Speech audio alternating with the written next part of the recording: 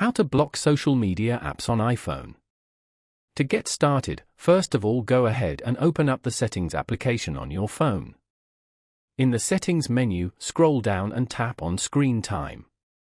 This feature helps you get insights about your device usage and set limits. Within the Screen Time options, tap on App Limits. This allows you to set daily time restrictions for specific app categories.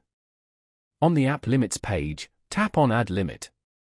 To block social media, tap the circle next to the social category.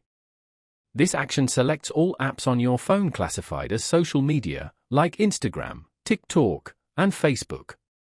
Tap Next at the top right to continue. Now, set the total amount of time you want to allow for these apps each day. Finally, tap Add to save the changes. The social media apps will now be blocked after the daily time limit is reached.